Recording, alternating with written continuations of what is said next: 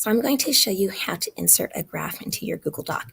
Right here, I want you to put a replica of the graph you created with your inquiry yesterday. So we're going to delete that. My cursor, make sure your cursor is right where it was.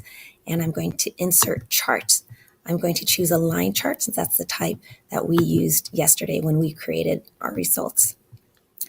We're going to click on it because we need to edit this information. Right now, it's just a generic one. Go to Open in Sheets, which is at the top right-hand corner of that chart. You're going to have to wait for the chart to pop up here. That way we can start editing it and just kind of slide it out of the way.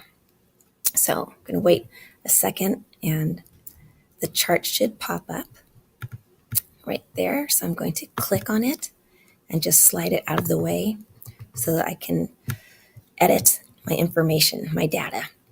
Let's start with the horizontal axis line right here. The horizontal axis line says team 1, team 2, team 3, and team 4.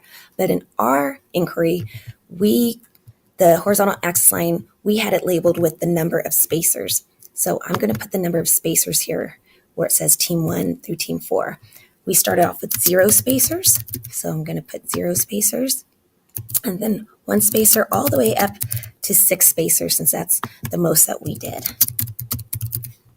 So let me get that labeled.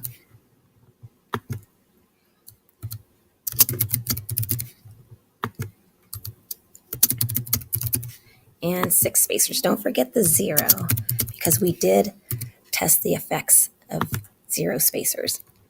All right, next, if you notice on the graph, it has 2 sets of data. That's why there's a dark blue line and a light blue line. We only had 1 set of data, so we want to get rid of that second set. So go to column C and just delete that. Now we only have 1 set of data.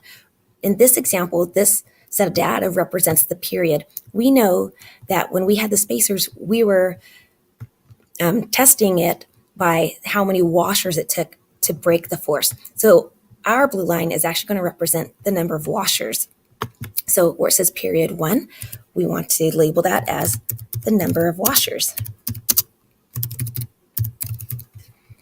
And now let's enter in our data. I'm going to use the classroom data, our average, which is an average of everybody's data in the class. You're going to use just your data. So our class average of 0 spacers was 19.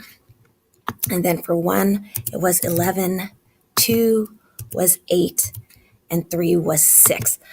I'm going to stop there because we didn't finish getting the average for 4, 5, and 6 washers, but your chart will be completely full. And if you notice, now my data is on here and I can see what happens to the number of washers as the number of spacers increase.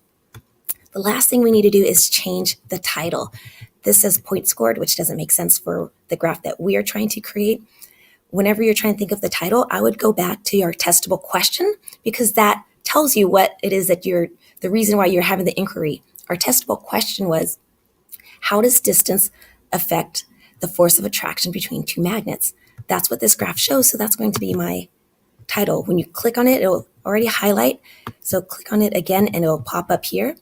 So the title I'm going to say is the effects of distance on the force of attraction between 2 magnets. Do you see how I used my testable question to help me with that title? When you're completely finished, make sure everything is done correctly. You can go back to your paper and click that update and your chart shall appear. So that's how you include a replica of your chart and then go ahead and answer the questions below.